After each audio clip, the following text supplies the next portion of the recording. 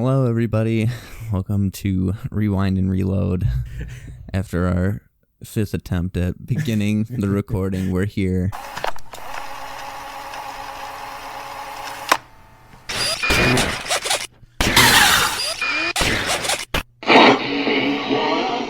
Join Pikachu, Ash, and the gang. The Mandalorian is great in the new series, and let's check out what's new in the world of pop culture with your hosts John, Tim, and Quentin, and a podcast we call Rewind and Reload.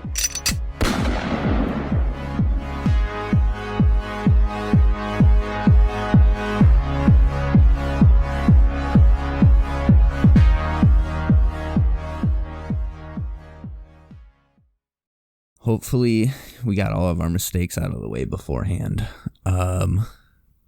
We're gonna. I don't know what's in the air tonight, but Jesus, we're tomfoolery is in the air. Yeah. So before we got those pre-storm jitters. Before we get on into our topic, which, if you can read, is the newest season of Stranger Things. We're not gonna go deep into the history of the show or anything. We're just talking about the new season. So if you haven't watched it, you probably don't want to listen because we're going to spoil pretty much everything and give our opinions on everything. So before we spoil things, I guess we can talk about ourselves. And I just want to point out that your introduction to show notes are no longer accurate. They have in fact activated the Large Hadron Collider. Yeah, so I wrote the outline. And in the outline, I had some joke about the CERN Hadron Collider being activated on today, actually. But that joke is out of date now because I wrote the joke beforehand. So kind of goofed that one up. They did, in fact, let the demons through, though. Maybe just that's all what's fucking us up tonight. All the evangelists were trying to tell me. The CERN Hadron Collider is why we had so many pre-show jitters. It all makes sense now. Apparently, I also can't say the word evangelist without trying to make it an Evangelion thing, so that was cool of me. I didn't have the issue until we did the episode, and now I have an issue with that. Yeah.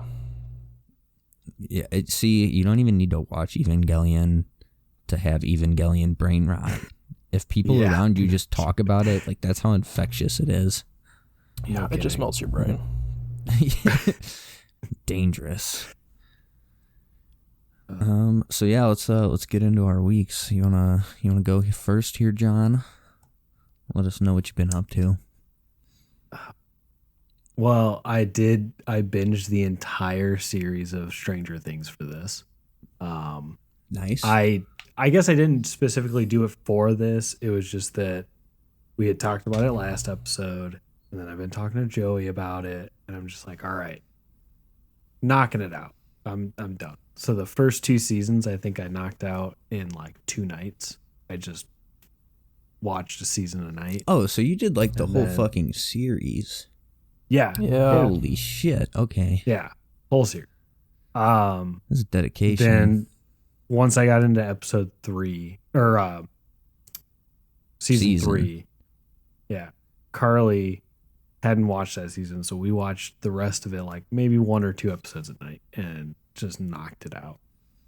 Oh, so you don't suffer from the same amnesia? Oh, I turned myself up a little bit. I gotta turn myself back down. I can already see my audio form freaking the fuck out. So you don't suffer from the same amnesia of I do, where you forget that season 2 happened and that 11 had a vagrant punk girl phase. Yeah. It was funny to watch the whole thing, and I was like, I remember the Halloween that this series was this season was really big because everyone dressed up as Elle from each season for that Halloween. Yep. It is insane. Because they used to release the seasons in October. Yeah. Not Halloween June. For me this year is going to be easy mode. I just need to shave my mustache, get a visor hat, and some colorful pants, and I can be Argyle. Oh yeah. Are you gonna listen to the same song on repeat, like the fucking season? Oh, we'll talk about it. I have some gripes. I'm sure we'll get to it. Some Sonic gripes. But I mean, yeah, that's pretty much my week. I've been doing that. A lot of that. Nice. Timothy? I don't know. I haven't really had one. I mean, I have had a week, but it's just been a lot of sleep and epic video gaming. What really Epic is a week? gaming. Time is relative, so I don't know.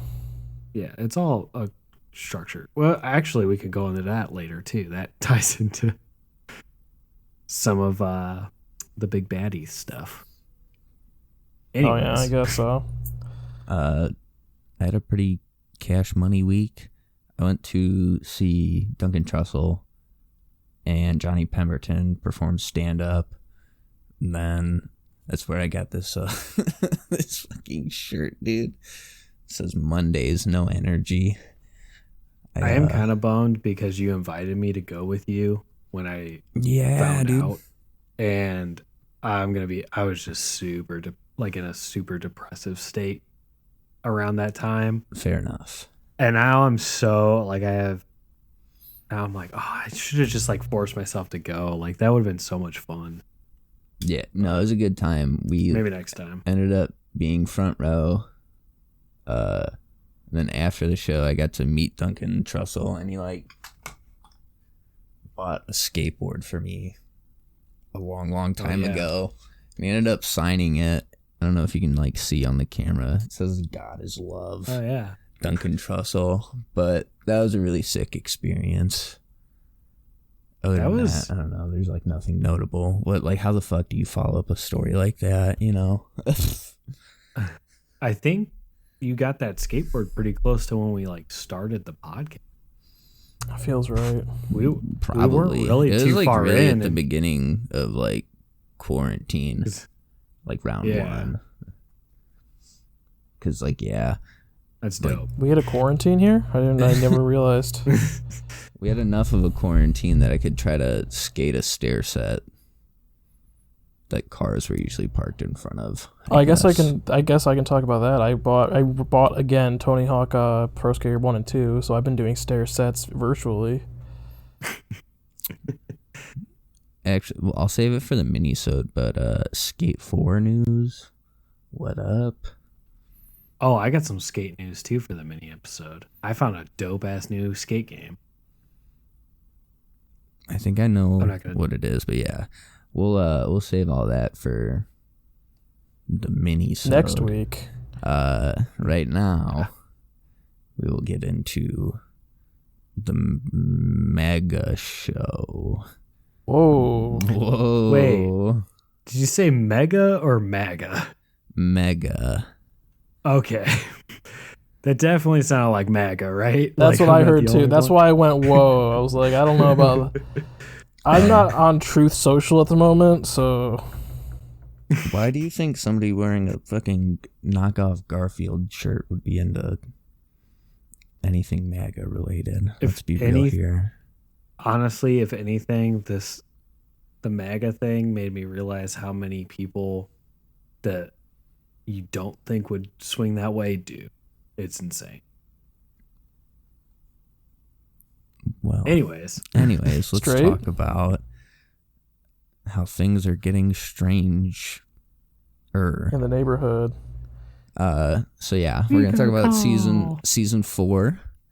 It came out this year, obviously. It's the second to last season, which was confirmed by the Duffer Brothers. No, it's the last one. No, it's the last one. Actually, it was funny going into it. For some reason, I thought it was going to be the last season, and I guess I'm pretty sure they said it was. Yeah, I don't know where the fuck I had that idea from, but yeah, for some reason, I thought it was the last one, but it is not. We have one more season after this, which is confirmed. Yeah, I went on a fucking tirade last night after I finished it. So Tim was pissed. He thought that was it. If they ended it that way, that would be so. That's what I was saying. All right, we'll get to it at the end when we talk about the last episode. But I was like, these plot lines aren't resolving. What are they fucking doing? Why are these characters still saying lying? And I was like, what's going on? And then I was messaging you guys, and you're like, "Oh yeah, there's another season." I was like, "Fucking excuse me." Yeah. Yeah. So, we're not. Yeah, like I said, we're not gonna get into history of the making of. We're just gonna get right into the meat and potatoes of the season. So this is officially the point where if you have not watched it, you need to stop listening. No, you need to keep, you need to keep listening. Or and then watch it later and just do it. I do that with kill counts all the time. I will watch a kill count video for a horror movie I have not watched. I will watch that and then I will go watch them. Well, I feel like they cut it up well enough where it's they show the kills, so you don't really get the plot. And then you're like, oh, well, I can just go watch the rest of the movie for the plot. That's then yeah, we watch the same kill counts. We know. Yeah. General overview, background of the season. It's set in 1986. I had to make sure to get my dates right. Thought it was 7. My younger sister corrected me on one of the previous podcasts where we talked about Stranger Things because I got one of the dates wrong, so I had to make sure all my dates were correct this time. I know your sisters are old enough. Your sister is old enough to listen, but it still freaks me out that she listens to our. Yeah, she follows our. She follows our socials. I don't have access to the socials, so I don't know who follows. I know there's one account that follows us that you guys didn't know was me, but. Yeah. We have followers. We're cool, right? No. Anyway, so yeah, this season it's all is fake accounts. 8 months after the events of the 3rd season, and it's split into 3 different kind of. That was a year. No, just 8 months. I mean, it's basically a year. No. I know. I'm not getting upset with you, but everyone in this show was like, it's been a year. It's it's been 8 months. Well, if you're like me and you don't have a concept of time, that's a year. I've already said time is relative. Yeah, exactly. So, where did the month of June go? Those kids are aging a lot. Those kids age a lot quicker than normal kids. The amount of stress they have gone through. 8 months can be a year president, to them. Yeah. 8 months can be a year for them. It's also been 7 years, not 3. That's besides give or take. It's fine. So our first plot line is in Hawkins. There's people dying left and right, yada yada. Not really. It's only the 3 kids, but in Hawkins, the Hawkins crew is Dustin, Max, Lucas, and Erica. Steve, Nancy, Robin, and Eddie are also there. I fucking love Eddie. By the way, Eddie probably Munson. My favorite character of I just want to the be season Eddie. for sure, right? I love him. They did him dirty. I mean, they did him exactly how they were gonna do him, but they still did him dirty, man. I was so upset. My 2 favorite characters did fucking dirty at the end. My 2 top favorite characters of the series. So. Fucking baloney. Anyways, the second plot line is it's a face, Tim. I'm trying to think of who the second one must be, but we'll get to it, I'm sure. Yeah. Mike is visiting Eleven, Will, and Jonathan at their new home in California. That fucking roller rink scene was absolutely ridiculous. Do we want to talk about the plot hole in the roller rink scene? Yeah. We should. Yeah, so, we definitely should. I can get it. So I looked into that a little bit, how the day that they're at the roller rink is Will. Yeah, Will's birthday. Yeah. Joyce said the date in season 2, and if you look at the video camera while everybody's recording the video bullying 11, it's the same date that Joyce said. Everybody thought this was a big plot thing, and it kind of makes sense because that whole episode was kind of about him feeling like a third wheel and being forgotten about or whatever. So it was very fitting, And then the writers have actually confirmed that it was just an oversight. They forgot that was his birthday. I can't believe though that has to be some kind. That date has to be something close to them or something in my mind, because to do that twice, that exact date, like that's whoever like did the editing and stuff, like or like the writing of that part. Yeah. It's got to be some kind of like something weirdly close to them. I don't know. That roller rink scene though was fucking awful. I was not expecting that. I was totally on board with what Elle did. I was like, yes, she deserves that. No, she didn't. In my mind, if I had a daughter and she did that, I'd be like, good for you. Fuck that other girl. Our third plot line of the season takes us not immediately to Russia, but it's Joyce and Murray. They learn that Hopper may still be alive in Russia because, of course, he's still alive. I don't like. I obviously they had to keep him alive, but like I don't know. Well, it was revealed in the post-credit scene, right? Last season. Yeah, it was like it's still just the like post-credit scene. As soon as the post-credit scene of season 3 ran, and the dude said like "Quiet down, American," Carly instantly was like, "Hopper's alive." Yeah. I was like, I don't know. Well, don't worry, they didn't hold back this season, so. Yeah. So. Yeah. Hopper's in a gulag fighting a Demogorgon. The Russians have control of the not upside down, but part of the mind flare. Yeah. Those damn Russians. I want to point out that. Wait, are you gonna get into like his time at the prison? Yeah, okay. Yeah. So like right now, we're just gonna like just like a little brief overview. Now we're just gonna go like episode through episode. Give like a brief synopsis, and then if there's like something from that episode you want to add about, feel free. The floor is yours. So episode 1 is titled it's technically chapter 1. Let's be correct. Chapter 1, the Hellfire Club. So it opens, we get a reminder of the events at the lab where everyone besides 11 dies. Just to, refresh you that 11 killed all these people, remember? Then we see the new home in California with 11, Joyce, Will, and Jonathan. Then Joyce gets her Russian doll. How did she get it again? Another was Netflix it just original. It was thrown through her. Yeah. It's in the mail with a bunch of stamps on it from the Eastern Bloc. From Russia. Okay, that's right. She called Murray and was like, "What the hell's going on?" And we find out that he's a fucking black belt in karate.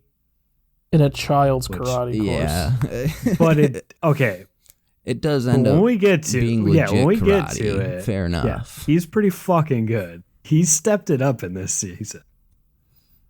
It's worthy to remember. Also, 11 doesn't have her powers right now, so she's just kind of in school trying to be a normal kid, and it's not working out great for her. But then she's like lying to Mike about like everything. It's a very weird dynamic. Yeah, I guess she didn't want him to worry about her or whatever, right? Was that the? I mean, I don't know. That speech was not about 11. What'd you say? That speech that Will gives later on in the season is not about 11. Oh, so no, I don't it's know. Definitely not. No, it's definitely it. Yeah. Is this the episode where she brings in the diorama? Yes. Yeah. Dude, I wanted to cry so bad when that scene happened. I felt so bad. I fucking hated it when when she tried to do the powers thing and just it was just screaming in the schoolyard. It made me cringe hard, dude. I was like, ugh. I just wanted to go there and give her a big hug. I wanted to if it was 10 years if it was 10 years later, 11 we would have said 11 is one of those cringe anime kids. Yeah, that's exactly what it made me think of. Yeah. Like that fucking video of the kid I have the power of God and anime on my side. That's what I thought of. Because they just... Exactly. So She's been watching after- the bootleg DBZ tapes.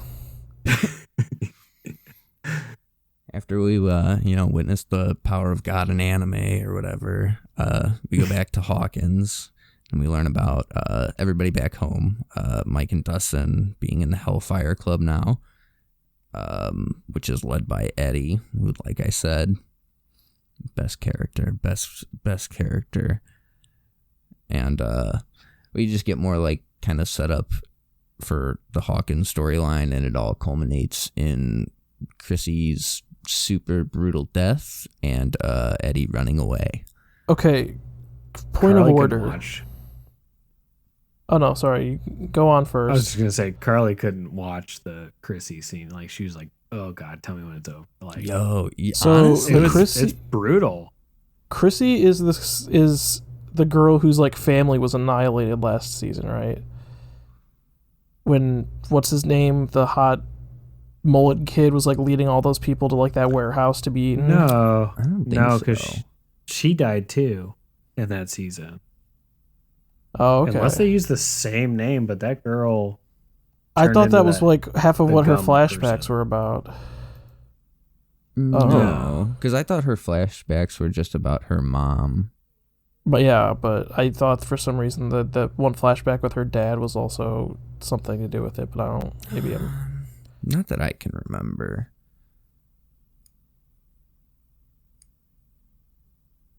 I don't know. I'm just. No, I had to ask. I'm looking at their.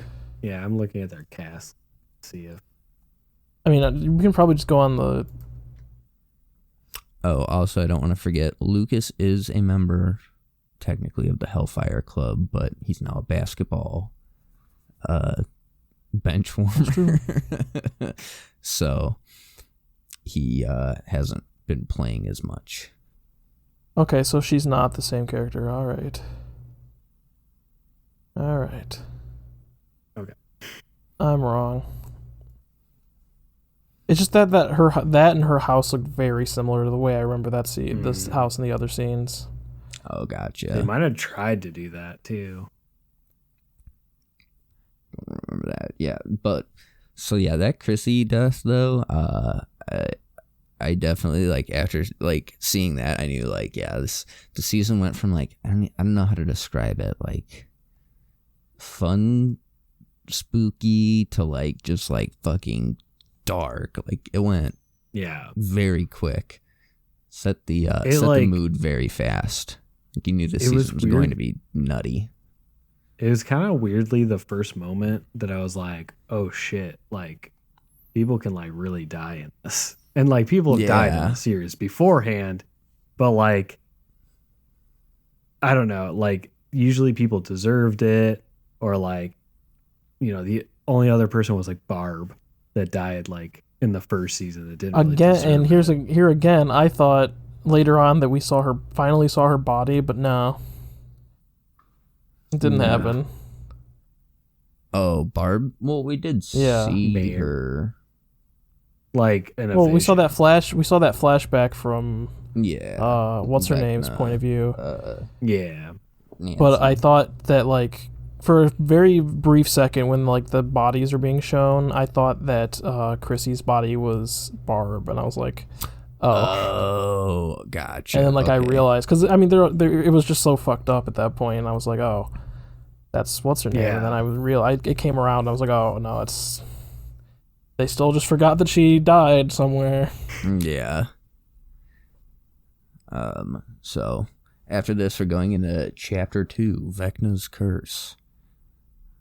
We learn Hopper survived the explosion underneath the mall, but was captured by Soviets, sent to a prison camp in Kamchatka.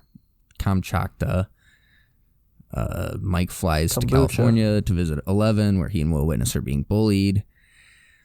Eleven eventually retaliates, fucking bashes Angela in the face with a roller skate. I really didn't think that was gonna happen either. Like I thought like somebody was gonna pop up and like stop it, but no.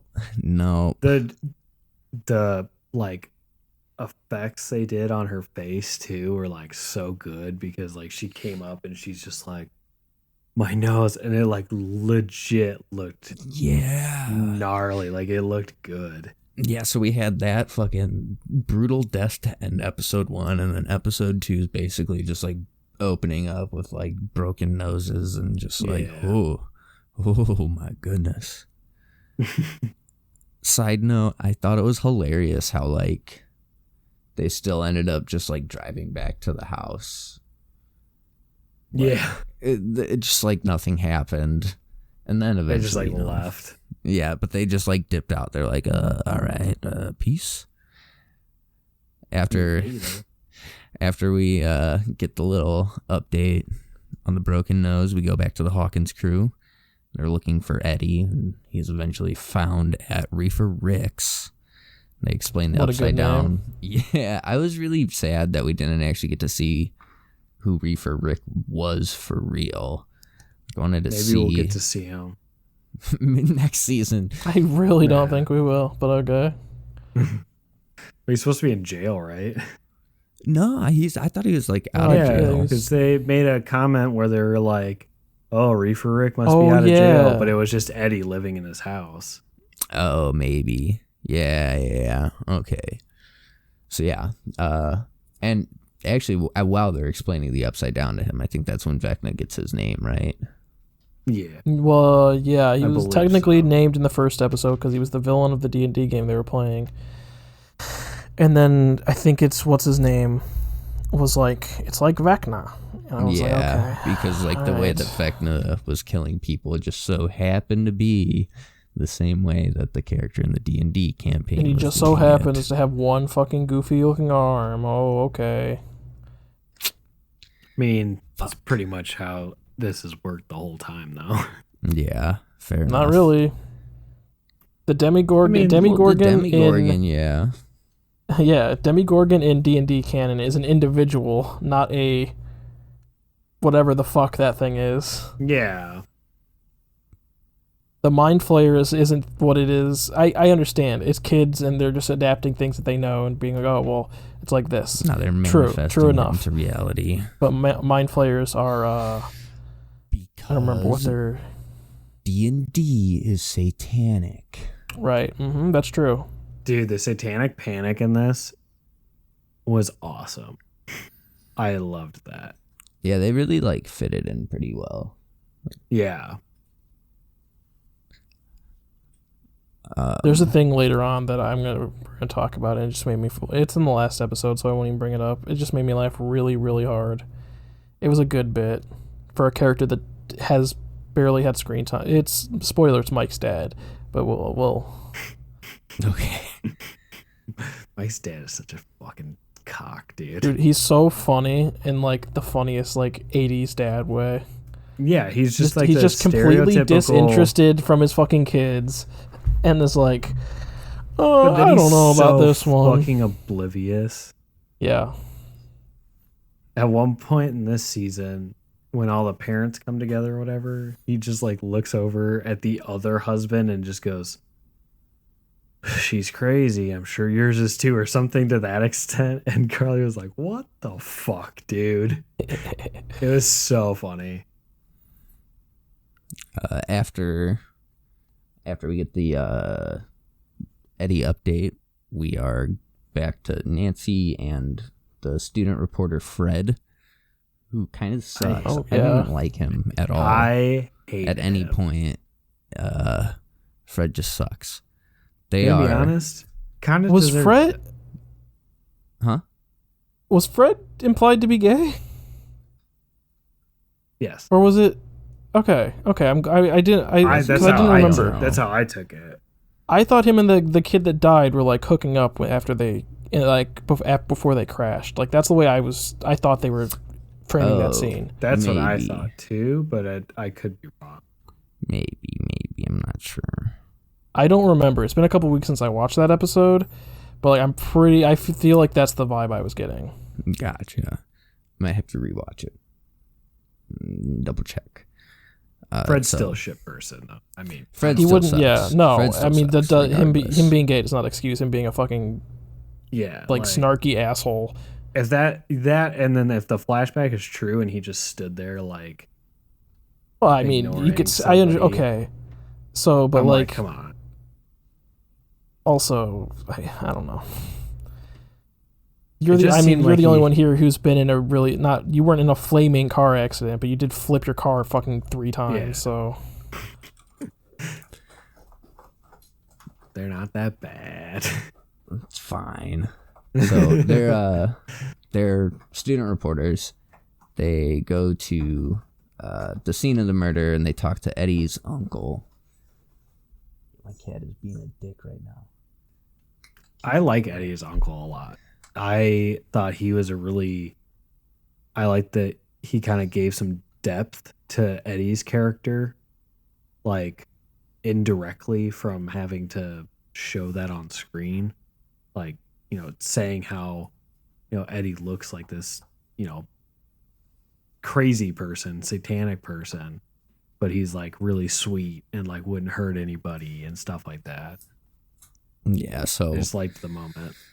yeah, that's fair. That 'Cause was that's cool. definitely the front Eddie puts up in the first few episodes of him being like Yeah. this fucking crazy guy. And you can kind of see that crazy that guy. exterior.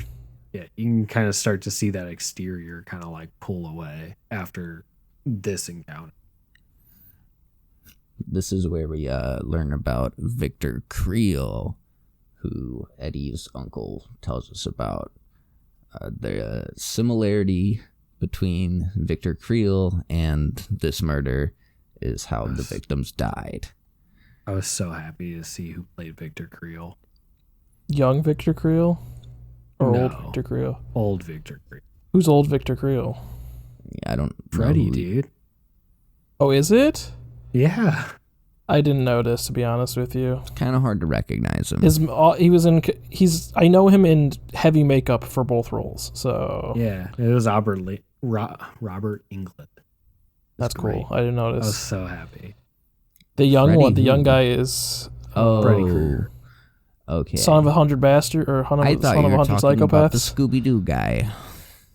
Yeah, Freddie Prinze Jr. I was like, how the fuck is that him? No. What? How did you recognize Not his him? What? No. All right, Freddy there we go. Krueger. Yeah, my bad. The young Victor Creel is played by, I don't know the actor's name, but he's in Ozark as well, and it was just like a fucking shock to see him in this as well too. So I was like, okay, all right, well he's here now. I just liked seeing Robert Englund in this season because Vecna gave really Freddy vibes. Oh yeah, So it was kind of nice. I could Like see he it. did the whole kind of a nightmare thing. He's got the one really long hand with the long nails or like long, fingy tips. Well, that's a Vecna thing. I'm just Canon. saying that's also a Freddy No, thing. I know. so we learned So it was cool to see him that show.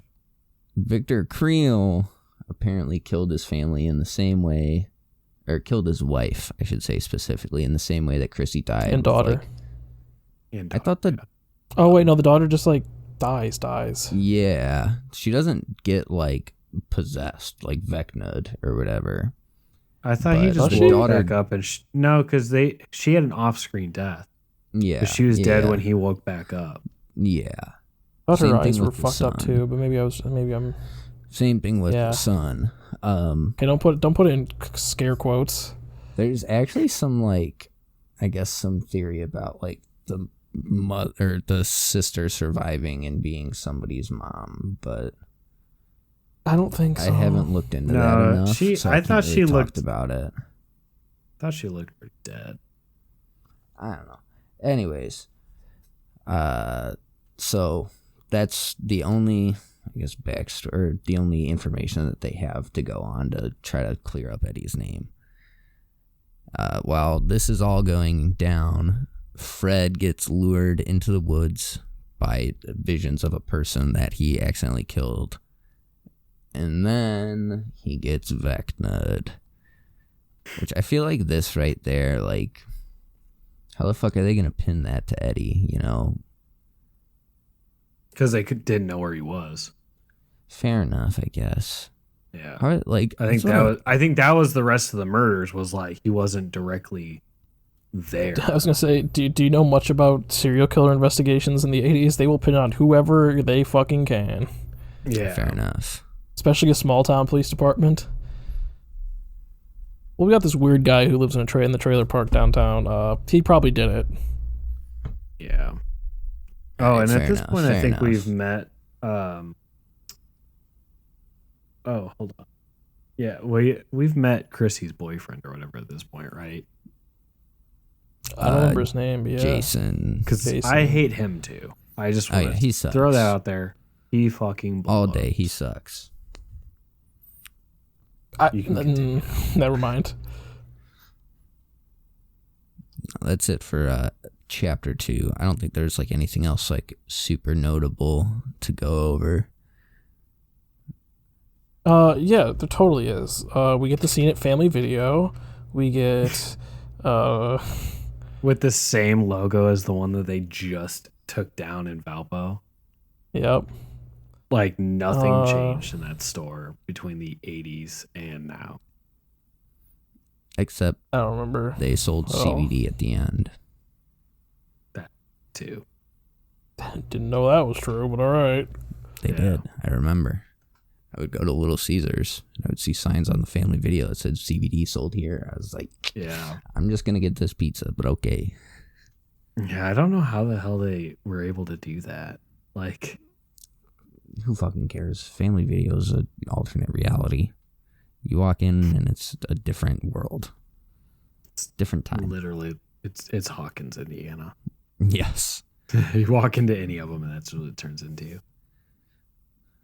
Chapter 3, titled The Monster and the Superhero, opens with Sam Owens being visited by Lieutenant Colonel Jack Sullivan, who I fucking hate. Also, That guy annoys me. douche.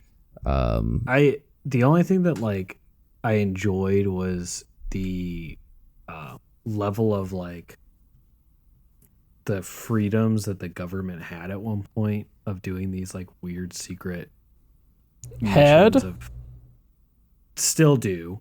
They just got better at it, my friend. They're Yeah, just I know. better at hiding. Fair. Totally fair. Totally fair. But like I liked that they did that. I felt like he did a pretty good job to show like how ruthless they were at like the Cold War and shit.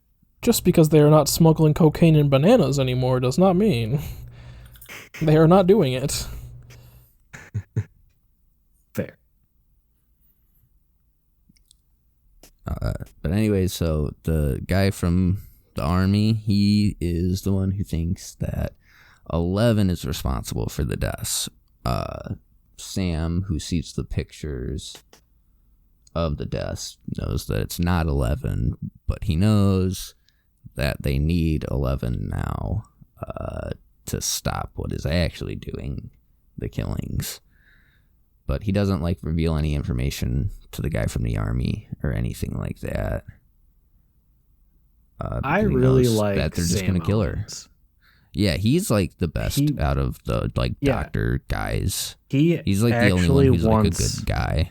Forgot he because existed there was until this season. like- Let me be clear. Oh, fair enough, fair enough. what'd you say? I said I forgot he existed before this season. It was just like he actually cared about her and like the friends and stuff like that this whole time. And like at first me and Carly were like, I don't know if we can trust him. And he turned out to be a pretty cool guy. Yeah, he was good. So Yeah. 11 gets arrested for the incident at the roller rink, but it's really Owens who is behind all of it. He explains to her everything that's going on at Hawkins. Not everything, but that people are dying and there's danger. And she needs to get to work to help protect her friends. And that they have a way to get her powers back. So obviously she agrees and goes with him to Nina. Joyce and Murray then fly to Alaska to deliver the $40,000 ransom that they found inside the doll that was sent to Joyce. They go to deliver it to Yuri, who is... I have mixed feelings on Yuri. I hate him. Oh, you But didn't? he's also You don't like great. that last minute lore drop? try and was justify kinda cool. his character. I guess. Like, I don't know. I liked the last minute, like, redemption type deal. He had a good redemption, but like before that, I felt like he was kind of a shit person. I feel like he could be a good person now after the experience. But he was a pretty shit person. Did you guys like the detail that on the plane from California to Alaska, there were just people smoking on a plane? Oh, yeah, dude. That was... Those were the fucking days. Am I right, fellow those were the 90s glory kids? days of America. When I could go to round the clock and go to the smoking section. Can't even go to around. God, yeah. Pre-2008. Ugh. It's like... Whenever the smoking ban went into effect. My favorite I don't know, joke... but could have is survived like- without allergies with, you know, if they didn't do that. My favorite joke is like this really old and obviously now dated joke from, I think, Mad Magazine about smoking sections in restaurants. It's just like smoking or having smoking sections in restaurants is like having peeing sections in pools. And like when I was a child, after I like heard or read that and like mad, I was like my entire like position on like the smoking restaurants changed. I was like, oh wait, yeah, maybe this is fucked up. Wait a second. But they have ceiling fans. What's the problem, dude? It's fine.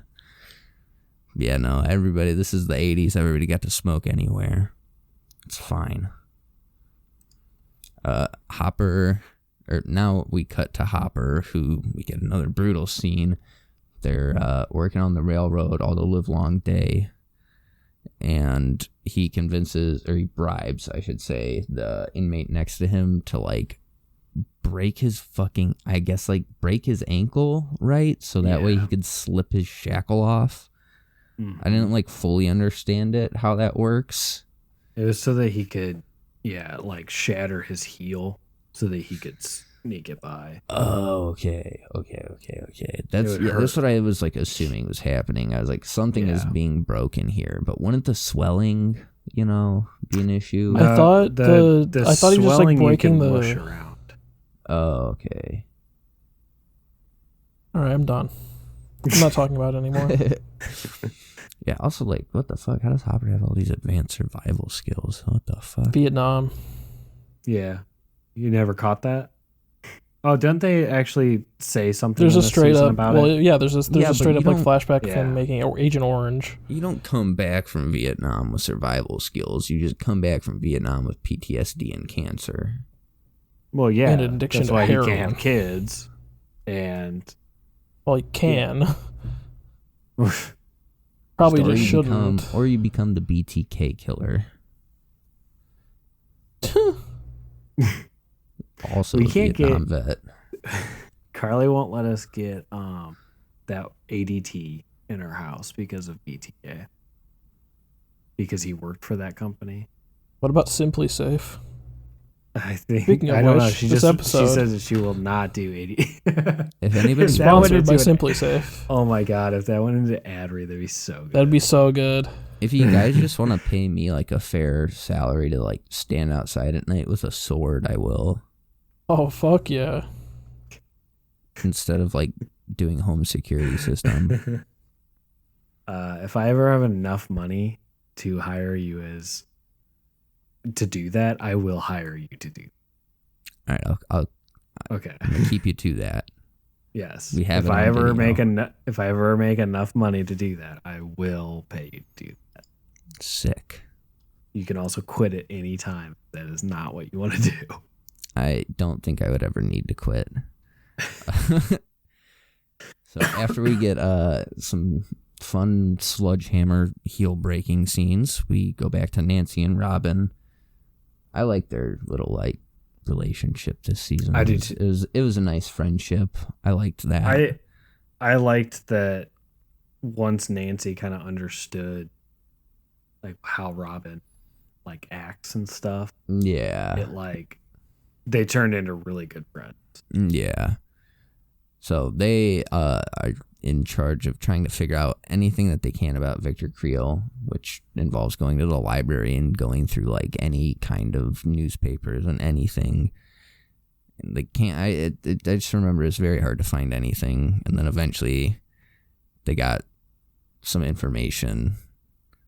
Oh, they decided to look into the crazy people magazines, like the Inquirer and shit. Yeah. Oh yeah. Like, and then you that's mean how the they Truth figured out. magazines? I've watched Men in Black. Okay, The Truth. but Yeah, that's right. but that's okay. You're telling me like, that had Bill a weird Clinton thought of doing hasn't had that. cancer for 8 years now? No, they cured it. They cleared it with adrenochrome. Duh. Anyways, Adrenochrome. yeah, I do Look remember into them it. doing that. Though. Do your own research. So yeah, that's the National Enquirer informs them about the demon, and this is how And they Bat Boy. believe. And who? Bat Boy. Bat Boy. We'll talk about Bat Boy on the minisode. Okay. Catch it next week. Same plant, same time, same place. Gotcha. Bat Boy returns. And this is where they get the Vecna lead, or whatever you want to call it. Here we have, after this, Jason is starting to lead a whole hunt with the entire basketball team for Eddie, because everybody still thinks Eddie is the one who killed Chrissy. But Lucas, thankfully, because he was going to go with everybody, right? And then just kind of dipped. I was like really worried Lucas was going to try to be a popular kid and he was going to end up super sucking. He Like, did he still stay with kind them of and did. yeah, but and then once was he got for a to good Dustin's, reason. once he got to Dustin's and like made contact and realized like, oh shit, Like he I'm was on the able to wrong tip side of everybody this. off. Yeah. So good on him for that. Am I one of the baddies? Am I one of the baddies? And here, after this, we get, I don't know if it's a red herring or what, but Max recalls that Chrissy had visited the school counselor before being Vecna'd. Oh yeah, I know that's what mentioned you're like gonna 3 say. times. Yeah, so she steals Chrissy and 'Cause- Fred's files from the counselor's office because they also realize Fred, who also got Vecna'd, was visiting her. From the files, she learns that everybody was suffering the same like PTSD and like headache symptoms that Max was having. Max. And So- to say, should we tell people what the red herring or possible red, like with the therapist that people? Yeah, one think that second, one she's second. Like, yeah, okay. So after this, a little side note, Max has also been seeing this counselor, so there's also files on her and documentation or whatever. So after this, Max starts hearing Vecna call her name and sounds of a grandfather clock, and then she sees the clock. And so back to the red herring, the counselor. I feel like she's referenced like 3 or 4 times or whatever throughout the series or the season. And she even has a necklace that is a clock with a key on it. And the grandfather clock that is associated with Vecna obviously is a clock, but it has a keyhole. So, and it looks like that's the key that opens the grandfather clock for Vecna. Maybe that's his sister, and instead of killing her, She's Asian. her Asian.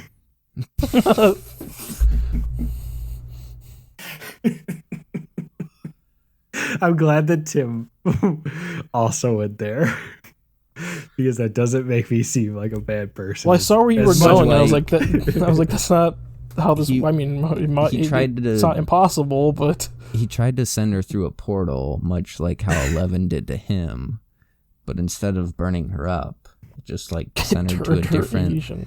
Yeah, it like sent her to an alternate reality, Where she and was then brought Asian. the alternate reality version of her back. Oh, it all makes sense now when you really think about it. It's the multiverse of madness, if you will. Also very The right disappointing. side up. I haven't seen it. I'm still not. We'll talk about it in the mini-sode. I know the Professor X thing. That's all I know. Yeah, no, I was like fully prepared to like have some big reveal involving her in like the last 2 episodes, and then nothing really happens. But I did kind of obsess over it a little bit, and I found an interview with the woman who plays, what's her name, Mrs. Kim or no, Mrs. Therapist, dude. Mrs. Therapist. Mrs. Therapist. Well, it's better than Mrs. Kim. No, I think that's like, Yeah, that's just like, I don't know. That just jumps out as like the most stereotypical like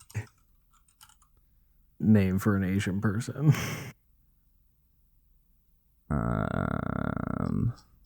It's gonna be like Mrs. like Woodcroft. no, the actress's name is Regina Ting Chen. Miss Kelly. It was a K name. I was close. Miss Kelly. I'm sorry, not Miss Kim. Dude, we'll give it to you. I was close enough, but We're all terrible tonight. yes, no. I thought that was going to be a big thing, but no. There was some interview with her where she said she doesn't even know pretty much anything yet. Like, she's learning more about her character. So as she's time learning goes more on. about her character, or maybe she's in the next season. Over under Oh, she's even in the next definitely season. In the season, she's obviously. So I think she's gonna like be She's gone. a key player next season. But She gone. She We'll take our left. bets She's in now. one. I She's in one of can those see it cars going in the either last. way. She's in one of those cars in the last scene. She's leaving town. She's out. Audi. gone.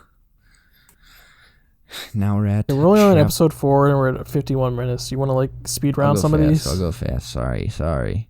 No, I know Yeah. half of it's me and John's fault. So Yeah, mostly mine. All right. I mean, we chapter can run 4. long if we have to. It's up to you guys. I don't know I'm when you trying guys to have get to into be. chapter 4, Tim.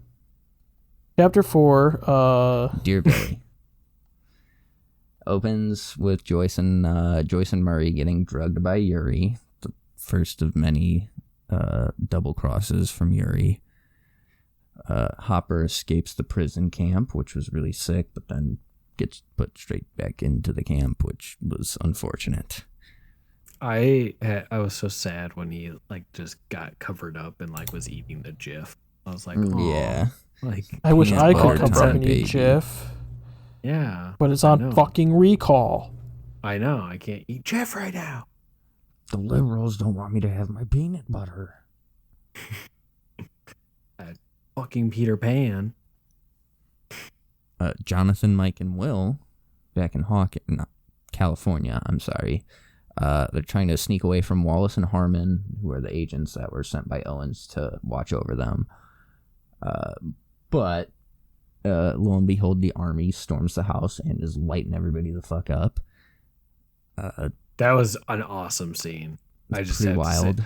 Also, the one agent lasted way longer than I thought he was going to. He kicked wanna some say ass in that that- scene. Everybody had extremely bad aim.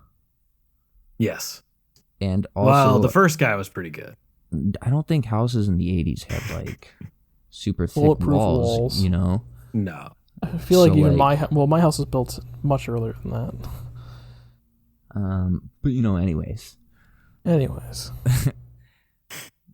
The strike on the house happens, but thankfully they ordered some pizza from Surfer Boys beforehand, and as Argyle is pulling up, they escape with him. Unfortunately, Harmon's injured.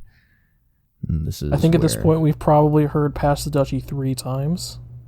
Yes. At Yes. least. Because they They love that fucking song. Loved Past the Duchy and Running Up That Hill that season, or this season. Yeah, they did. So yeah, anyways, they escape. They learn about Nina. And then we cut back to Nancy and Robin. They're interviewing Victor Creel. They kind of finesse their way into the mental asylum. And this is where we Okay. get the whole Vecna story. Can we talk about how that scene when they're going down the hallway is pretty almost a shot for Silence of the Lambs, though?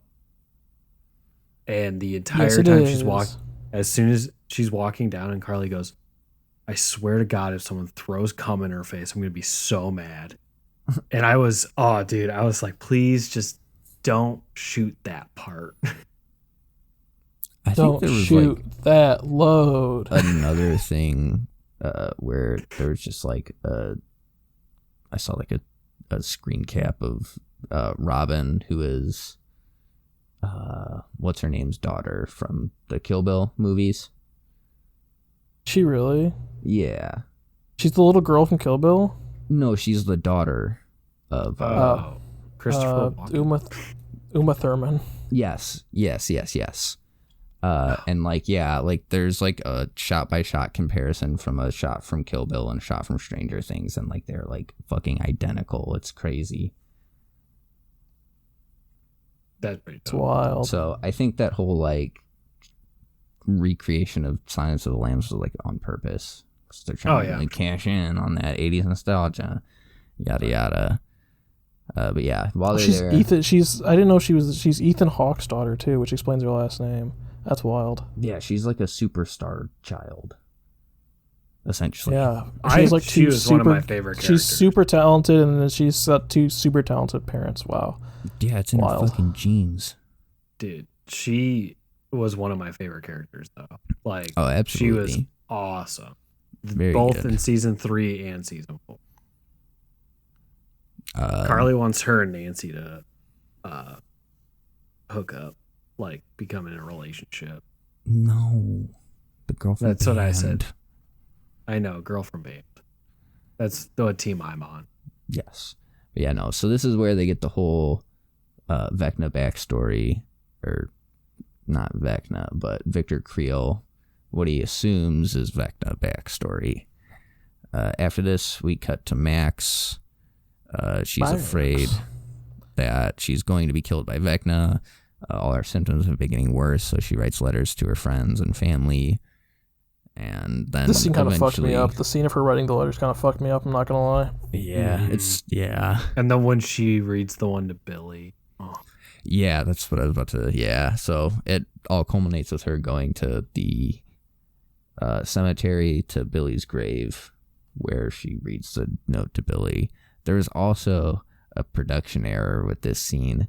In the previews for the season, his grave, I think, said William, or it said Billy, and then in the show it said the opposite. It said William in the show.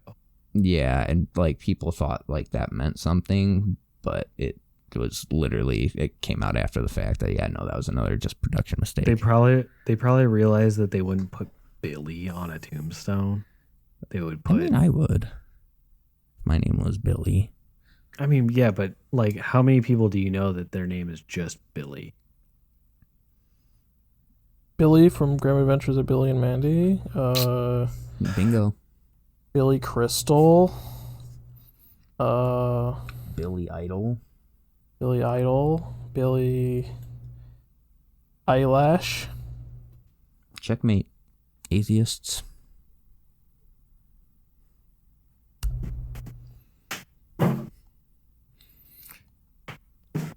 It's a lot of Billys, okay? It's a lot of Billys. I do have to do a quick redaction. Billy Crystal's full name is William Crystal, which sounds really fucking weird, but let's move on from that.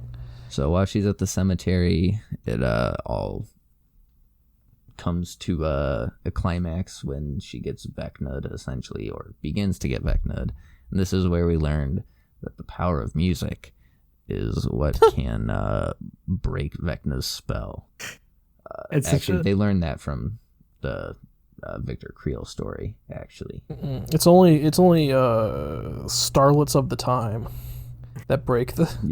It's only whatever's the top 100. Kate Bush and Ella Fitzgerald, the two top chart toppers. They break. He just really hates popular music, I think, is the thing. I thought that was such like an anime thing. like, you know, the power of friendship, the power of music. That's stupid. I was like, what the fuck is happening? Well, the whole thing with the music is because they the creators were trying to figure out what they could do to like break Vecna's curse and work in another popular song that would get stuck on everyone's fucking TikTok feed for a month and a half. But because it's not like necessarily like music, right? It's something that like makes you because like it reminds you of like your like memories. It's music. Because in an interview because as we all know from Everywhere at the End of Time, music is the last thing that your brain forgets. No, it's because it helps with people's in comas. Oh. Yeah. But like it like makes your brain process a certain way. Like I'm sure they could do other things too that do similar things. Yeah, that's just what they said. And yeah. No, they listened to Everywhere at the End of Time, and they had a smoke sesh, listened to Everywhere at the End of Time, all 8 hours of it all at once, and they were like, "Damn, that is powerful. That's that good shit." Let's see if we can get the license to Kate Bush. And goddamn it, they did. So, episode 5, the Nina Project. Owens 5 has taken 11 to an abandoned ICBM silo. Silo Green. Yep. ICBM silo in Nevada, where he and Dr. Brenner have developed a specialized isolation tank dubbed Nina that allows 11 to go back in time, but not really. It's just she's reliving her memories, but then she's like in the memories her current age, but back then. You're not gonna believe what happens next. 11 attempts to escape. She briefly regains her powers in the process, and because of this, she agrees to continue with the experiment.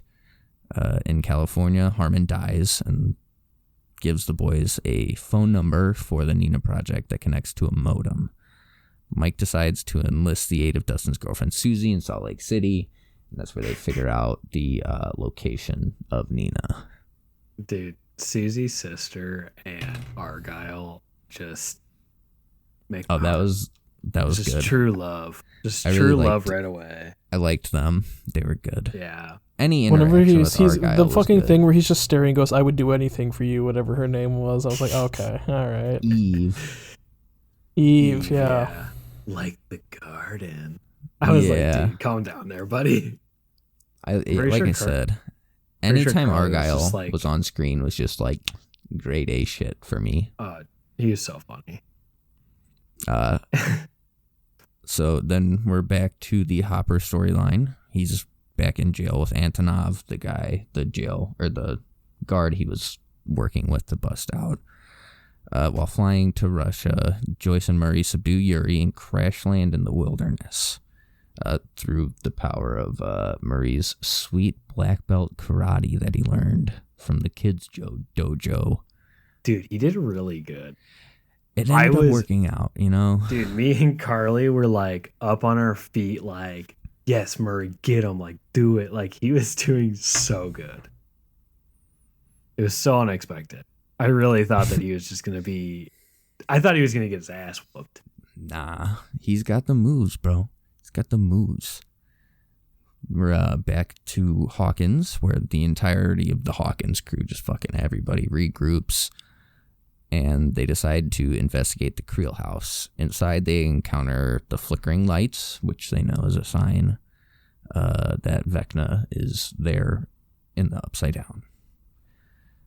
Jason and the basketball players eventually find Eddie trying to escape in a boat at Lover's Lake, which is like right behind Reefer Rick's. Reefer Rick's house is essentially on the lake.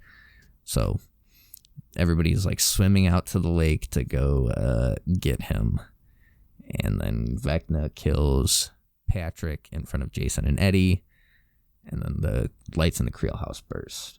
I forget off the top of my head, actually, if any of you guys remember what exactly was Patrick's problem. Like, why would he? It was the same thing. His dad was abusive. Yeah. Oh, okay. For some reason, he had past trauma too. No, I knew that. I just couldn't remember Oh. what it was exactly. Okay, gotcha. This brings us to Chapter 6, The Dive. 11 relives memories of befriending a lab orderly who warns her not to trust Brenner. She also recalls being made fun of by other kids, leading her to believe that she's the one who orchestrated all of the killing. We cut to Susie helping Mike locate the Nina project's coordinates. And we're going back to Hopper and the other inmates. They get this big old final meal, and everybody's all stoked, and Hopper is just like, nah. This is to fatten us up before we fight the Demigorgon. He manages to get a lighter, which is, obviously the one thing that's going to actually help them. Well, during this scene, he got the vodka. Oh, that too, yeah. To make the torch. Because, fire is the only thing that actually, will work. Yeah, he didn't get the Demigorgon. He didn't get the lighter until they, were about to fight the Demigorgon the first time. Yeah, that's right. Because then I forgot, how he got it exactly. He had to, distract a guard with a lighter. Him and Antov or whatever were, fighting the shit out of each other, and then the guards and them started fighting, and he pit-pocketed it. Yeah. Okay, gotcha. So then we figure out the whole Joyce and Murray situation where they make Yuri look like Murray and Murray look like Yuri. And then they go to infiltrate the prison and get Hopper out. After this, we come back to Hawkins where Jason gets everybody at the town hall to get angry about Eddie's supposed satanic cult, which we know is the wrong group to be mad about. Steve's group then finds Eddie. Dustin notices his compass misbehaving, and they realize that this means there's a new gate to the Upside Down nearby, which they trace to Lover's Lake, which Steve dives down into, which, why the fuck? Oh, God, that was so dumb. Yeah. Then he was yanked into the Upside Down by the weird tentacle things, and then swarmed by bat-like creatures. Everybody else in the boat, which was Nancy, Robin, and Eddie, all dive in after him. Which I really hated that. Just the second he dived into the water, I got anxiety. I was like, I know how this is it gonna was so end. bad. And then I knew, because at the end of this episode, it shows him dying, pretty much, getting attacked, and yeah. But then the whole time, I'm he's not everyone else dived in after him. I know he's gonna get saved. Yeah. But it definitely foreshadows a future act that happens that I do not like. Here we are. Well, it's very funny. Sorry, not to spoil what happens, but when, I guess we do see it. When he comes out and it's just a fucking puddle in the in the Upside Down. And I was oh, okay, funny. Mm-hmm. So this brings us to Chapter 7, The Massacre at Hawkins' Lab.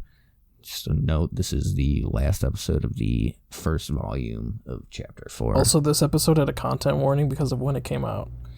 So. Yeah.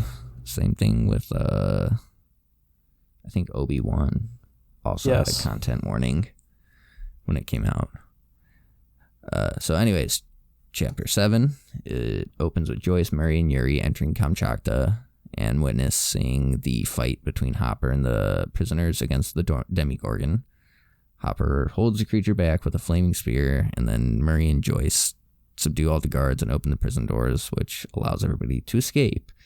Everybody's all fucking stoked, ooh, we did it. Back to Hawkins. It's Dustin, Lucas, and Erica theorize that Vecna has spawned a gate at the site of each murder, which they communicate to Steve's group in the Upside Down. Both parties reunite inside Eddie's trailer at the gate where Chrissy died. Robin and Eddie safely exit, but Vecna possesses Nancy.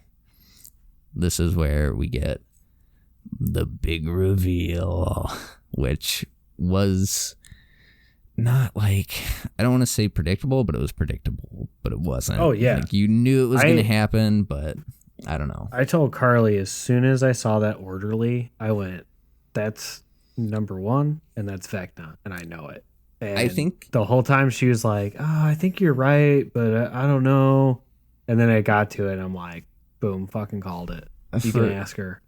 For like the series' first ever like big twist thing that they've done, I think they did a really good job with it, and I think they did it correctly at least. I don't remember who sorry, I don't mean to cut you off. No, you're good. I don't remember who I thought he was. I think I was like, oh, that's probably Vecna. And then I was like, I don't think I saw the twist of like him being Victor Creel's son coming. Yeah, see, I just couldn't like figure out time-wise like how like that dude would have done it, because he didn't look that old when he was like in the hospital or lab. Sorry, it was a lab. But like he didn't look like super old or anything, so I was like, how the fuck would he have like orchestrated all of that? And then it's like, oh, yada yada, it makes sense. So yeah, it would have been like his early 20s, and that would have been like the mid 70s, early 70s.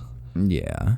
So yeah, we discover the big twist that he is Victor Creel's son Henry, who killed his mother and sister with his psychokinetic powers before he himself fell into a coma and then got taken up by Dr. Brenner. Also, it's important to just say, even if he didn't have fucking kinetic powers, he would have become a fucking serial killer. Oh, yes. 100%. Yeah, he was like killing rabbits and that weird spider thing. Unfortunately also had the powers. Yeah. Yes. It just only exacerbated the issue. And then the fucking spider thing I hate grossed me out so much. I hate specifically gross bulbous spiders like that. Wasn't the whole specific reason? Like, I have no problem with, like, you know, pet spiders, but just like shit that can kill you. Fuck that, dude. Get the fuck out of here with that. Yeah. So it can kill me? Get it the fuck away from me. Just spray some Raid in that hole and be done with it. He kill his mom because she was like trying to get him in touch with Dr. Brenner too? Yes. That just made the problem even worse. Well, I guess. Well, and she started like resenting him and stuff, and like said that he was weird, and like knew that something was off or something. Which it's like, yeah, because there fucking something is. Yeah, bud. So yeah, your kid was eating lead paint. After this, Henry becomes subject one in Brenner's attempts to replicate his powers, and then eventually he became the orderly that Eleven became friends with. And here, Eleven finally remembers Henry was the one who killed all of the people that we saw die at the very beginning of episode 1 of this season from the lab. Henry was the one who killed all of the children. That was another thing that, like, when the reveal happened, I like called that like right when the reveal happened, like to Carly. Yeah. And I feel like I don't know, I felt like it was a very stereotypical kind of like twist where like you could see it coming, but they definitely could have done something else, so you weren't 100% sure. But like watching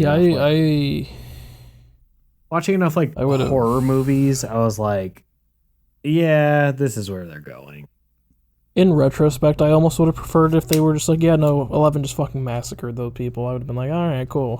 Fine with that. I like, honestly, yeah. I thought I was like, well, they deserved it. They were. Well, she was a kid. She doesn't know how to control it. They were also bullies and assholes. She saw them beating up this guy. Yeah, I was like, actually, honestly, I was like, if she actually killed them, I'm fine with that. But no. So after this, we are now into Volume 2. Chapter 8 is titled Papa. This one's called Movie 1. Yeah, essentially. Yeah, it's what, an hour and 15 or hour and 30 or something? Hour and a half. This one's hour and a half. Next one's 2.5. It scrapes in at 90 minutes. It's a full feature-length film. Mm-hmm.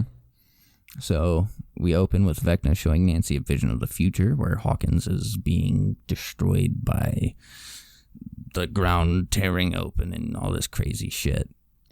Nancy is telling this to everybody, and they determine that Vecna needs 4 gates to enact his plan. So Max... Also, awful convenient that they were at 4 cardinal directions in this town. You know, hey. We'll talk Compass, about dude. it. The compass. Fuck off with the compass. The 4 horsemen, dude. The 4 fucking... Oh, that's why that's... Do you think this was the plan all along? Do you think that's why he lured the fucking weird kid out into that middle of that road? Yeah. Then how That's did you what I thought anticipate them was that- coming to the house? Oh, yeah. There was probably like a specific reason for where... I thought he was trying to lure certain people in. Like, it was all I guess, part like, of the his house- plan. How far is the house from the fucking trailer, then? Far enough. Apparently not.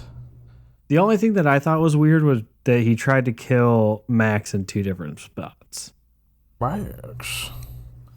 Because true. she almost got killed at the cemetery and then again at his house, but I don't remember if Hey, the those... cemetery was close enough, right? Yeah, It's fine. like I'm assuming it was still in that pathway of... It's right across the street in that park.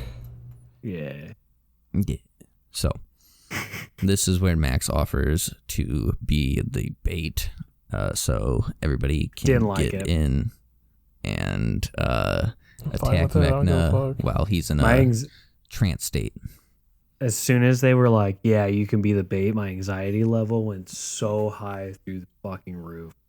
Here, let's accept the I fact that our love friend... Max's character so Well, much. no, let's let our friend, who's been kind of low-key suicidal this season, let's let her be the bait.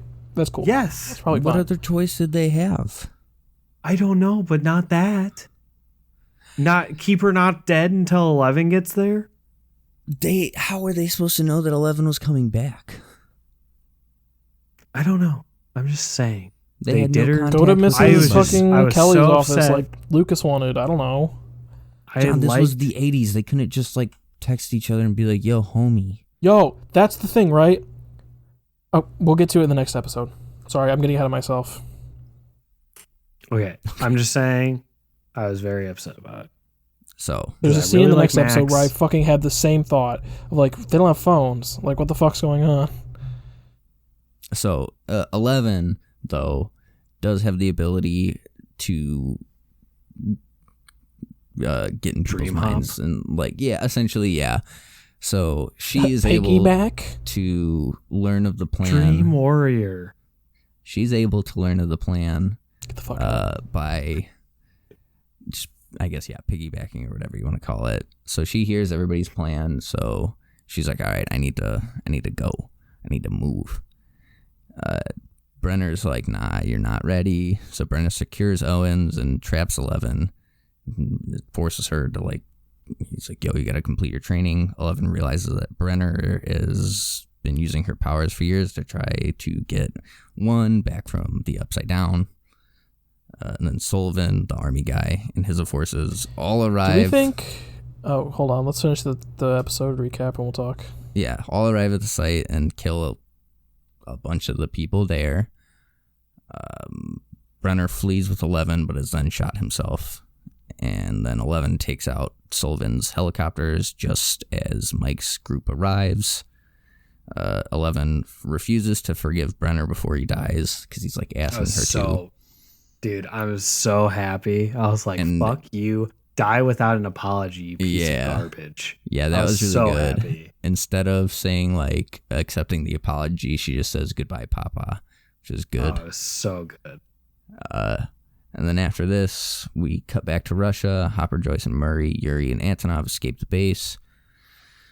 And they discover that there are more pieces of the Upside Down understudy at the prison. Is I this thought when that they- that demi-dog was a fucking child demogorgon. No. When it's on the had examination subtitles table? on. I had subtitles on, so it Oh, said so like did I. demi-dog, at least. But like before it like said that in the subtitles, they were showing like on the table, and I was like, "Is that a fucking child?" It's like, oh wait, no, there's just dog versions of these. I forgot. Also, how do we feel about Brenner dying when Eleven confronts him about all this stuff? Good. He deserved to die. No, not dying, crying. Oh, crying. Because he has like that. He has like that. He has like tears in his eyes, and like she's like, "Oh, you've been using me all this time," and like. He gave me strong Jordan Peterson vibes. Crocodile tears. 11, I will misgender you and dead name you. 11, okay, all right. 11, I refuse to call you Jane Doe. Is this the same episode? 11, clean your room. Do they start planning 11, all men are warriors? Do you say what now, John? Never mind. Keep going. Never mind. 11, are all men are warriors? warriors? Lost my train of thought. They need to fight dragons. Get Ben Shapiro off this goddamn channel. No, this isn't. This Ben is Shapiro. Jordan Peterson. This is Jordan Peterson. Debatably worse. Same person. The dumb people smart guy. No, I saw the full video of that fucking, like, not the full video, but like the big clip of that all men are warriors and we need dragons thing. And I was like, fuck off. Yeah, no, you fucking tool. Stupid. So this leads us to chapter 9, the piggyback. The group enacts their big plan. Max, Lucas, and Erica go to the Creel house. Steve, Nancy, and Robin go to the upside down version of the Creel house to attack Vecna. Dustin and Eddie divert the bats by going to Dustin's trailer in the upside down. Eddie sacrifices himself to keep the bats away. There's a spoiler I saw the other day. They chose Master of Puppets by Metallica. I would have preferred maybe some Iron Maiden. I thought they were going to do Sabbath. I misheard the first note that he played, and I thought it was the beginning of fucking Iron Man. See? But I don't think they can do Iron Man, because I feel like Disney owns that song. Yeah. That's a joke, but... I think Iron Man. I love Master. Iron Man. I think Black Sabbath would have been too sludgy. Yeah. And slow. They needed something fast. But I wanted like Run to the Hills. Run to the Hills would be good. I think if they played For Whom the Bell Tolls would have been cool, given the context. I think that would have been too slow though. Nah, just skip straight to the middle. True. I don't know. Master of Puppets is one of my favorite, like, Metallica songs. So it was a good song. It's got a great guitar riff. It's got a great solo. I thought it fit awesome. I'm not saying that they should have done like fucking One or something. I don't think what did I say? For Whom the Bell Tolls is a controversial take. I don't think they should have done fucking Enter Sandman. Yeah. That was a really cool scene. Slow. Anyways, 11, Mike, Will, Jonathan. We're not playing your music, Lars. It's all right. You don't have to. Yeah, you already know Lars got a bag for that. But anyways, the California crew, including Argyle, create an isolation tank in another Surfer Boys pizza in Las Vegas. Do we want to talk about Argyle 2 real quick? Dude, yes. Argyle 2 is so funny. I'm supposed to meet Steve at the Taco Bell, man. Have you ever had Purple Passion? What was it? I forget Delight or something. It was Purple Pineapple Passion Delight, right? So yeah, just something like some ridiculous. It's just one of those fucking goofy strain names. Yeah. No, I loved that scene. I loved any like I said before, anytime Argyle was on screen, I was just like, this is great. And then just like you put two Argyles on screen. He's also just fucking apparently an expert tracker. Yeah. In the last episode, he's like, these tire tracks are like military, too big to be normal, man. You know what that means? Military. Yeah, dude, that was so funny. I was like, dude, come on. You gotta see this, brochachos. Gotta see it for yourself, brochachos. But yeah, so they make an isolation tank out of a freezer, water, and salt. And this is what 11 uses to enter Max's mind to perform the piggyback to fight Vecna. That's a fun little payoff that I didn't realize. I did realize it happened when they're like going into Nevada. He's like, "Didn't know we expanded out this far, man." Yeah. Oh yeah. Like I like how they had to have that little note in there, like, "Oh hey, look at it. There's Surfer Boys Totally pizza forgot around about here." that. Yeah. They had to hand feed you that information then because it's like it's not just in California, my dudes. Well, I mean, I guess it like makes sense because how would what's his face know? Surfer Boys Pizza be in a state that's completely landlocked? I don't know. Yeah, exactly. Without Nevada, seeing where that everyone sign. goes to gamble. We're surfing on Lake Tahoe, man. So we get 11 going. She's in Max's mind now.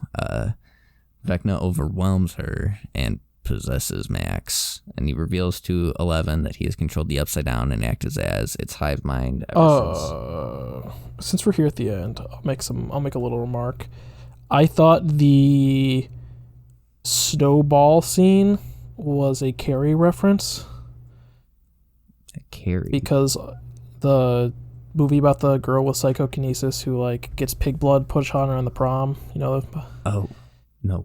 I've never seen it's Stephen King's first Snow- novel. Gotcha. The snowball scene. What are you talking? No, not the snowball is the name of the dance.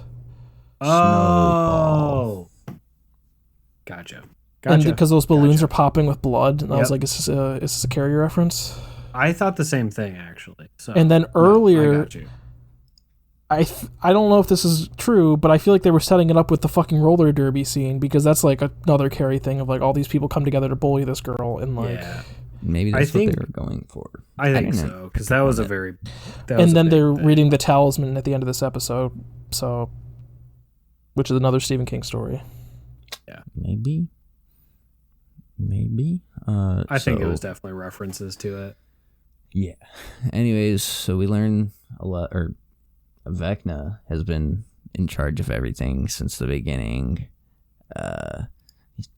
Eleven's getting overpowered, so Mike finally professes his love to 11, which gives her the strength to escape Vecna and break his control over Max before he can land. We didn't talk about Will's impassioned speech that's really just about him.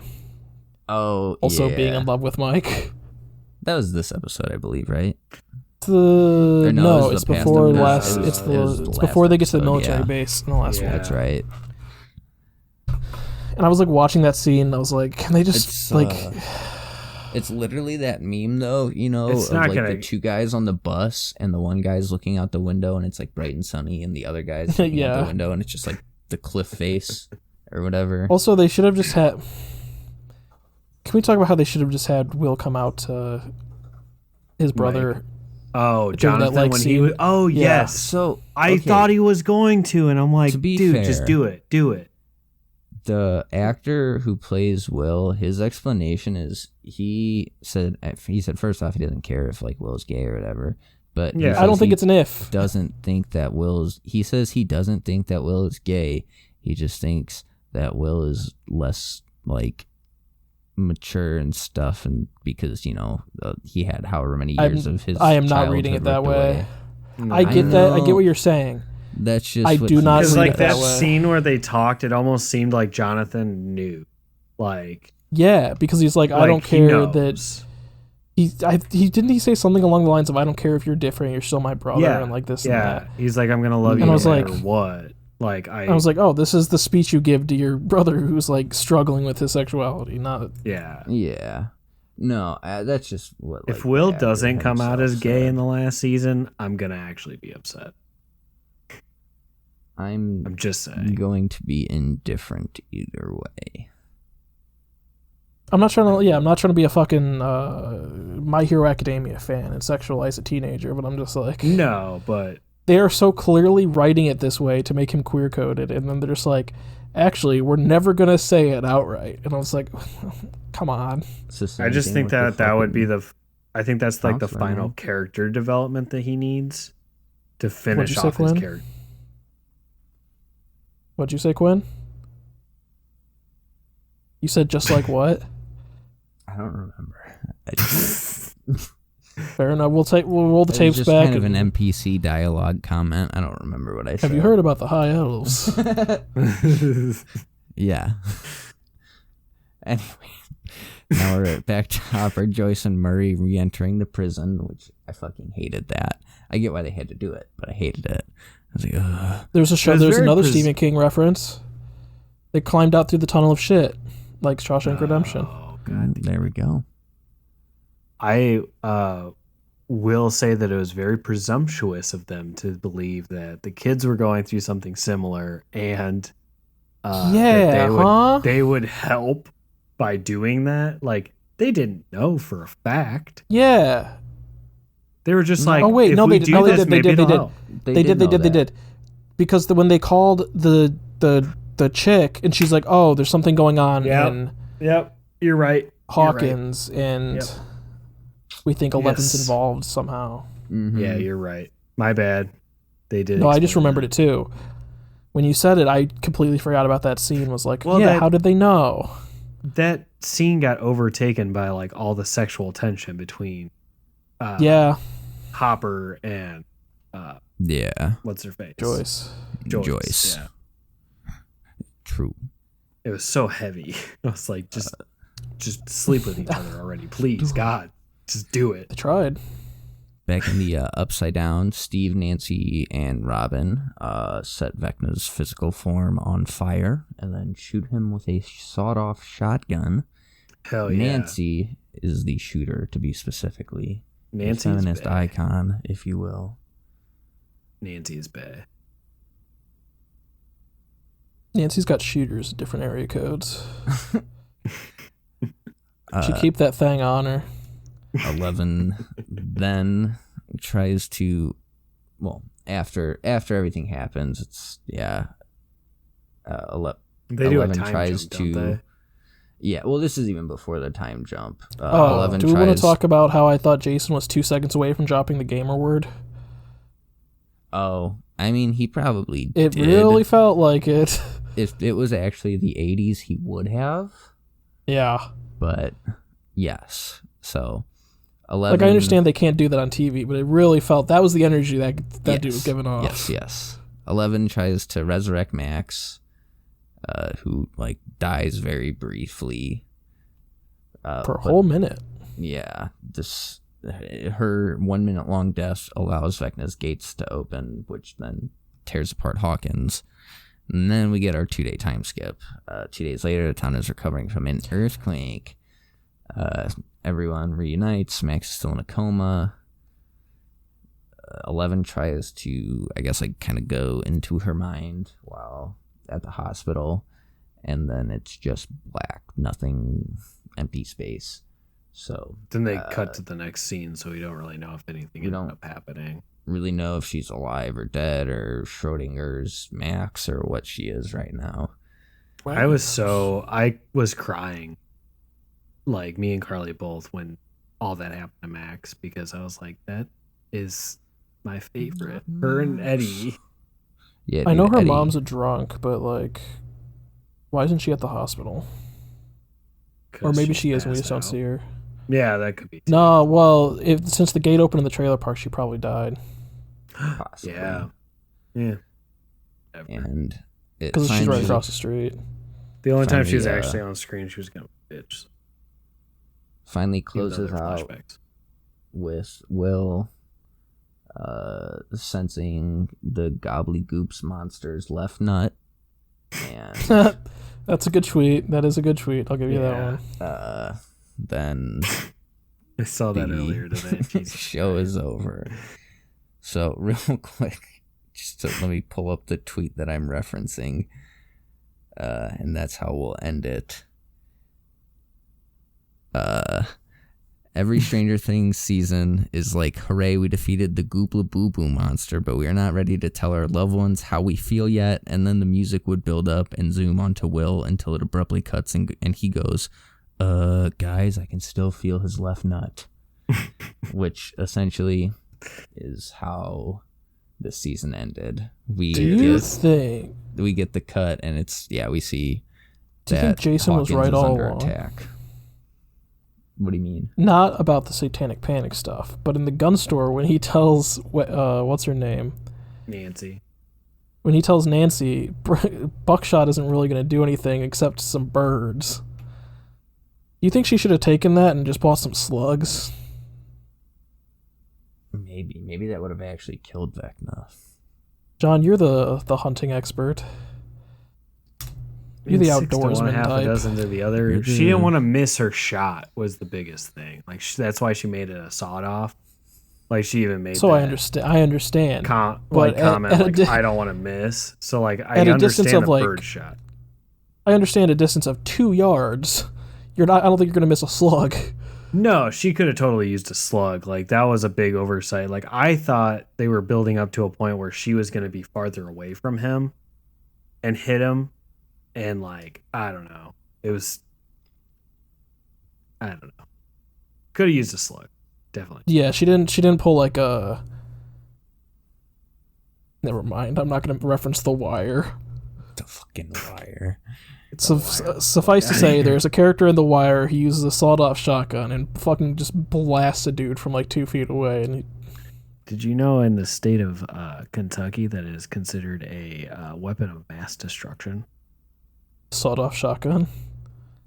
Did they have? Oh well, it's because of the Hopkinsville goblins. All right, so that was You can get wait. Can you get life for a fucking sawed off? Yeah. I mean, it's illegal in every state. Yeah. I know it's illegal in every state. I'm just saying. Theirs is like 25 years to life.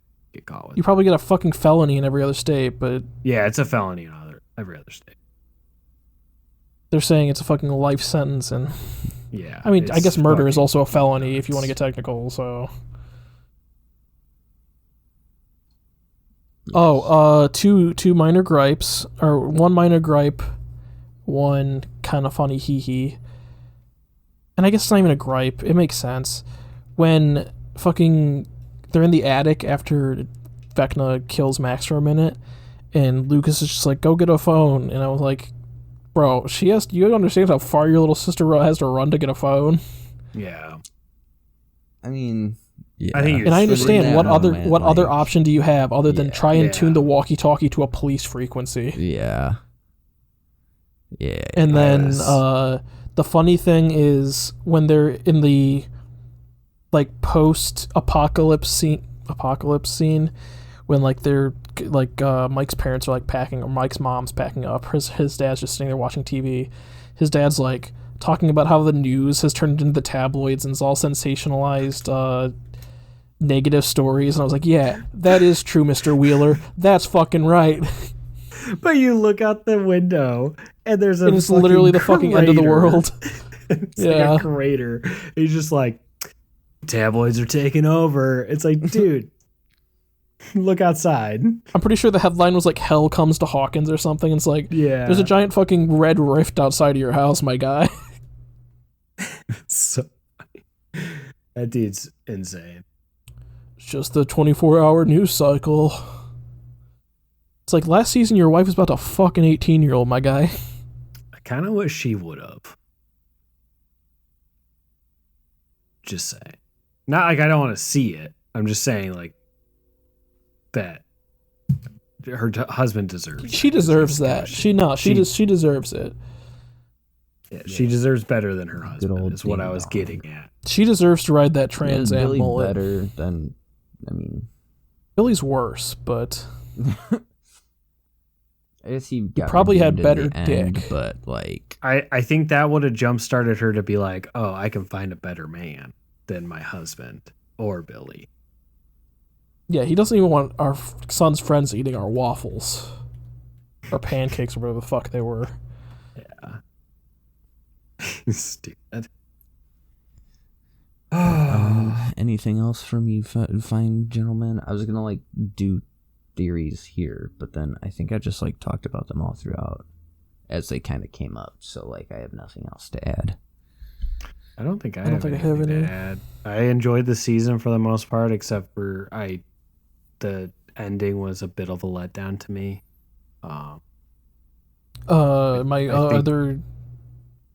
Sorry. No, I was going to say I think they could have done a few other things that would have made the ending a little bit. They could have maybe licensed more than 2 songs. So I'm going to say yes. It just felt like they were other than that and Journey's Separate Ways. Yeah. Oh, yeah. I think the ending was their intention. Obviously, is to build to where like it's supposed to be the climax, and then season 5 is going to be the resolve. But I felt I was so mad. The climax just didn't really hit home for me. Yeah. Okay. So I'll go into it a little bit. Why I was fucking furious last night when I was texting you guys about it. So like there was 10 minutes left, and there was like no resolution. Like the Will stuff hadn't happened. And again, I'm with Quentin. I don't really care which way they take the Will's character, but like when they're fucking like building it this blatantly, they kind of have to just be like, all right, well, either have him acknowledge it or have him acknowledge that it's the other way, where he's just really immature. But anyway, my other gripe, because it was like I said, it was building 10 minutes, and then fucking his brother Jonathan is like lying again. He's like, my letter hasn't come yet, which has been a whole thing over the whole season, where he's like, oh, I got rejected from the college. Like, yeah. The whole series How do is I like tell so Nancy heavy on and lying. then, like, Well, if he didn't do that, then how would they follow the plan of not ready to tell our loved ones how we feel yet? True. It's all I don't part know, of be the a fucking formula. adult. But Tim, that's not the formula. Right, we just have to smoke with our pizza boy best friend in the back of his van and try to ignore the fact that we're not telling our girlfriend that we're not getting the into. formula for Stranger Things. All right, the formula for Stranger Things is 80s nostalgia, fucking dumb kids riding bikes and listening to fucking D&D module podcast. It's the same song over and over again. The Google Boo Boo. They do need to get better about licensing more than one song a season, because season 1 was very similar to this, where they kept playing the that one song Jonathan showed Will, and he just kept singing it over and over again. Should I go now? Yeah, that song by how do you think he survived those people in the Upside Down? Music. Music. Yeah, It's his favorite song, bro. We Get figured with it the out. Times. We figured out Stranger Things. That's our thumbnail. We figured out Stranger Things.